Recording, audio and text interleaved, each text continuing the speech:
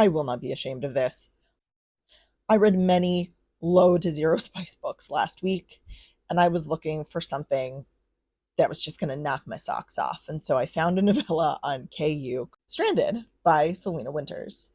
And it delivers. It delivers on spice. It delivers on kink in a way that was kind of unexpected, but I really appreciated. And the plot, what plot? The absolutely basic plot is Ivy is on vacation in this Alaskan cabin that is owned by Maddox. Maddox is obsessed with her. They have chemistry and a really kinky game of cat and mouse with lots of consent. Let me state that out loud. Lots of consent. Some very kinky games with lots of consent and a lot of play happens. For the amount of kink and consent talk that there isn't a lot of negotiation, which is where I have a little bit of a problem. I would have kind of liked to know what was going to happen, but I understand novella. You just don't have that much space to work with. Maddox is also not a great guy, and quite honestly, I did not believe that they would end together at the end of this. That was just not. I don't think I even needed a happily ever after for this. I would have been fine if they go their separate ways and everything's fine at the end. But if you're looking for a quick read with lots of spice and some dark, and kink, those are not the same thing. Dark and kink, not the same. But there is dark and there is kink. Great quick read. Full confession, I cheated a little bit. I know I'm aiming to read new authors that are going to be at the conference I'm going to next month, but I read a different book by an author I've already read.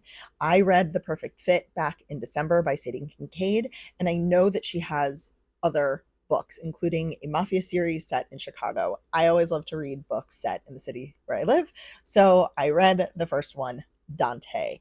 And in general, I'm not the biggest mafia fan. I don't feel like the relationships that get built are relationships I want to watch. I don't mind if it's dark necessarily. Dark is fine. Dark can be great. You can still build a good relationship, even in a dark romance.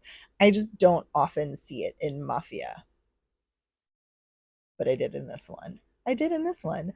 Dante is so great. So Kat is the FMC, Dante is the MMC, and it crosses right over into the dark romance world because he kidnaps her pretty much immediately within the first couple of chapters. That's my line. That's my line. If it's dark, it's dark if she gets kidnapped or he gets kidnapped.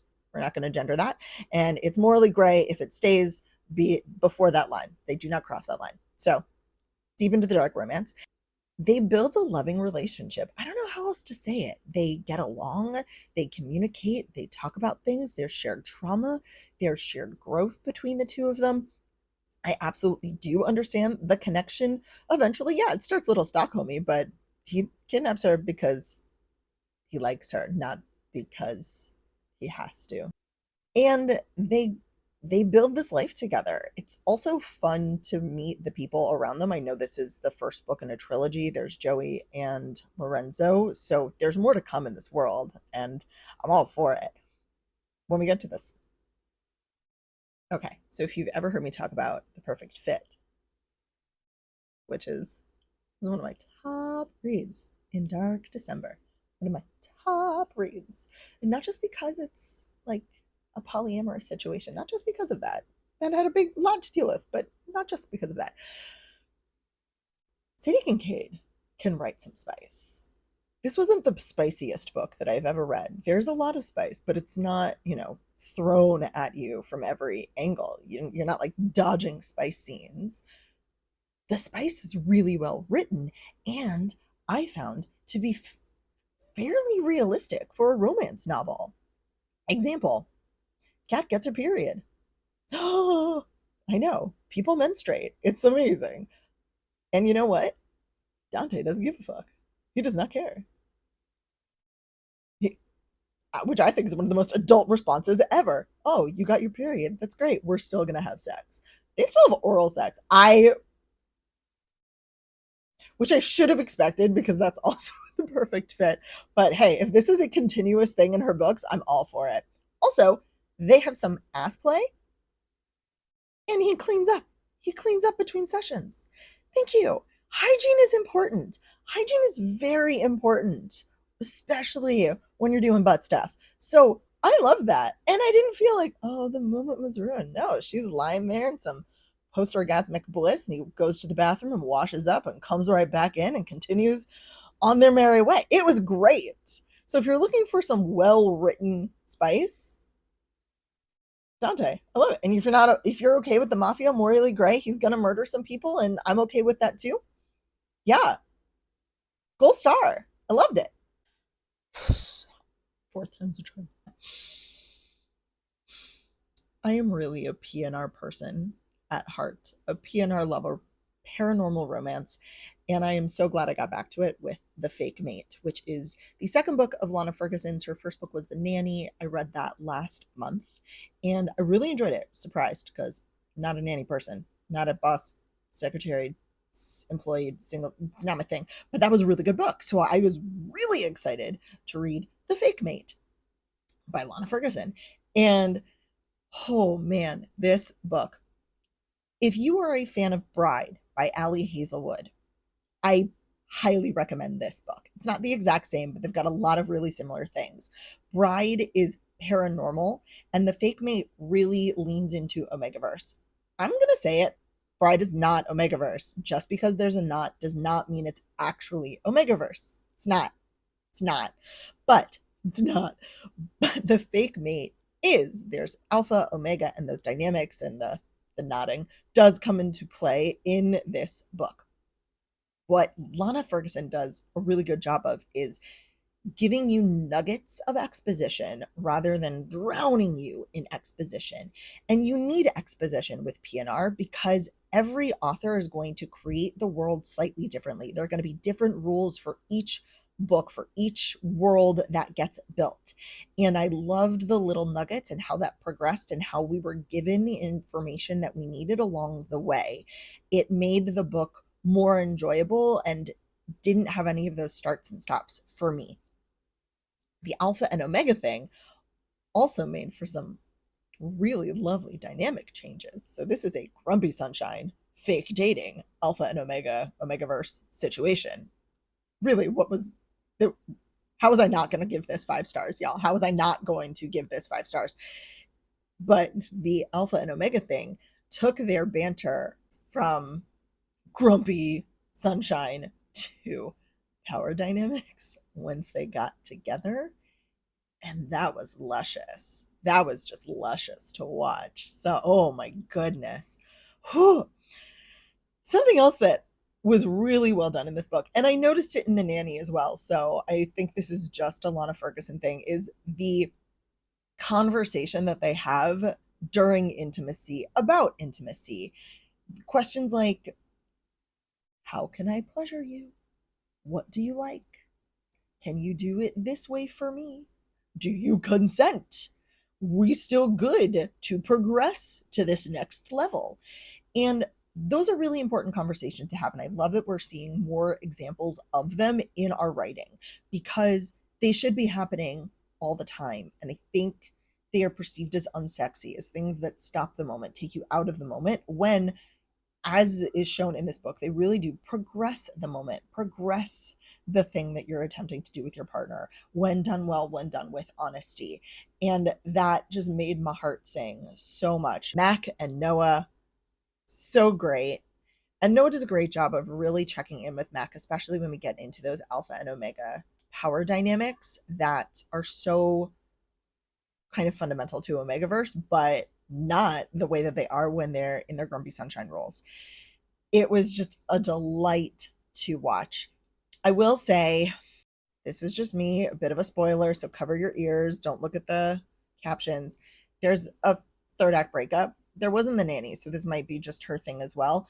It's not my favorite, especially when it's because one of them is being a little bitch and not communicating with the other. Second time it's happened. It's not a trend unless it's in the next book.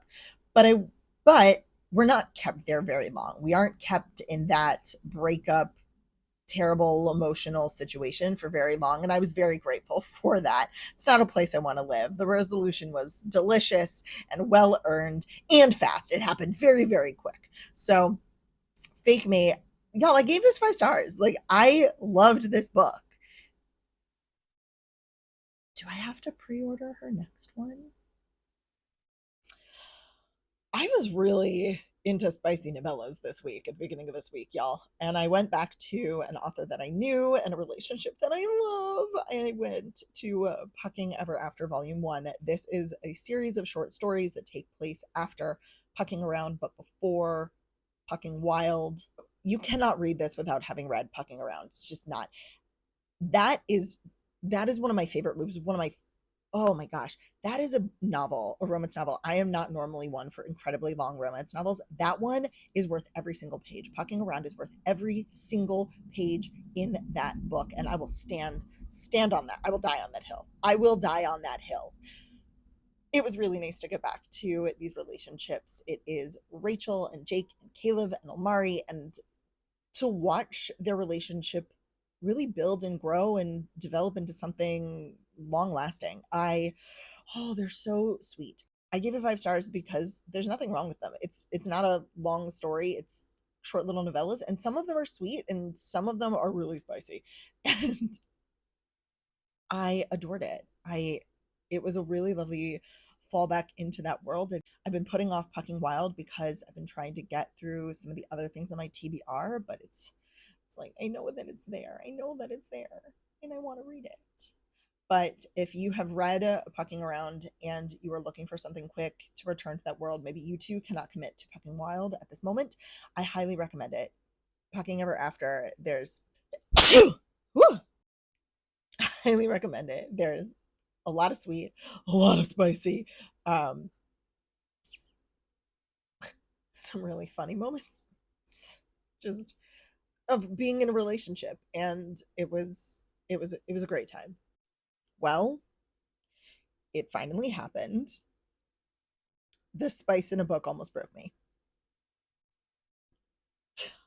All right, so if you missed this in my stories last week, I woke up from a pretty bad nightmare. It really held on to me, and I needed something to distract me. And I'm in some Facebook groups, and every single time someone says, "What's the spiciest book you've ever read?" this book comes up. The Naughty List by Jade West. And I downloaded it from KU. It's been on my Kindle for a while, haven't touched it. And I thought, okay, this nightmare is really holding on to me. I need something that will distract me. And if this is the spiciest thing if this is the spiciest, then I want to read it. Hopefully it's real spicy real fast and it will distract me. It almost broke me. I don't even know how to rate this book. I don't know. I rated it on Goodreads because I want to, but I actually don't know how to rate this book, because the plot of this book is that Ella has been dumped by her boyfriend. She's sad in London. Her parents are retired in Australia, and she wants to go home to see them over Christmas, but she's broke. And so this woman that she knows from a chat room, she believes is a sex worker, and reaches out to this woman, Ebony, and says, "Hey, you are a sex worker. I think I should do that because I want cash and I like sex." That's the plot. That's the plot. The plot is she becomes a sex worker, and we follow her on her visits. 58% of the way through this book. We have gone from pretty typical John situation to anal stretching, daddy play, couples fighting, and we're in a dungeon. She signed up for a 10-hour dungeon session. And I just thought to myself, where is this going? I fear for this girl's safety. I fear for her safety on what she's able to do, because I mean, she's bleeding. She's bleeding in places that you should not be bleeding. Lubricants that should have been used were not used. And it just felt, I had no idea where it was going to go. And it almost broke me. I continued to read and I finished the book. And the book, it was, it is one of the spiciest books that I've ever read. So here's how I'm going to judge this. This book is great if you are looking for some spank bank, and if you are looking to read diverse kink in a book. It really does a great job of sharing kink and talking about kink. And she wrote it. She wrote the kink. It happened. It was lovely. I mean, it's not always lovely, but I'm going to go with lovely as the term that I use for this. But it almost broke me. I have nothing to judge on the plot part because this was the plot. If you're looking for a book with story, this is not it. If you're looking for some spice, yeah, the list is naughty. Whew, I did it. I crossed a new author off of my list that will be at the conference next month. It is Eden O'Neill, and I started with the first book in her catalog, which is They the Pretty Stars. I almost wish I started with a different one. Here's why. It's set in high school. There's a court, what is this? Court High. So it starts with Court High, then Court University, then Court Legacy. Kind of wish I'd started with adults. There's nothing wrong with that. There's nothing wrong with high schoolers, but it felt like the stakes weren't as high in some ways because you're in high school. And even when you're in college, you're still legally an adult, stuff can happen. So if you're not looking for high school, maybe I should just skip to the Court University or Court Legacy. I don't know. Let me know, if you've read them all. But in terms of the story, the book was fine. Because it was high school, it felt like the stakes of this book were pretty low. There's a sister, she's missing. We don't know why, but nothing that's happening in this story really felt urgent. There wasn't anything she could do. There wasn't anything being done around her to find her sister. So it didn't really have an urgency. It felt like we were in this place of waiting. Also, it is the first in a series, so it was left on a cliffhanger. It is a very low spice. I'm going to say that they're spice because they talk about having sex explicitly, but I didn't believe them. I didn't feel like M and Royal had gotten to the point where they liked each other or knew each other enough to want to have sex. It felt very sudden that they became intimate. It felt, I was really confused about, I mean, I knew that was where they were going because obviously that was where the story seemed to be progressing, but it didn't feel like they earned it yet. Also, what a weird progression. You've never kissed, you're in high school, and then suddenly you're going to bone in the back of his truck. There are progressions and levels, and it just felt odd to me that they were intimate. I would have been totally fine if they just made out. If they had just made out all night in the back of his car, maybe he got in second base. I would have felt like that was earned, and I don't feel like the fact that they were actually intimate enhanced the story at all. I know, what a crazy thing. Like I said, it does end on a cliffhanger, so there's more to it, but I don't know, y'all. Should I just skip to the adults? Or do I need to follow this story throughout all the series? I feel like in some ways this book was made for me. I'm pretty sure it got recommended because Talia Hibbert, who I love, recommended this. Her quote is on the top of this. It is When Grumpy Met Sunshine by Charlotte Stein. Besides, look at this cover. Look at this cover and look at this title. How was I not going to fall in love with this book? And I did in so many ways. Alfie, the MMC, he's like Roy Kent, but even more of a marshmallow on the inside. On the inside, and we get to see that with how hard and fast he falls for our FMC Mabel.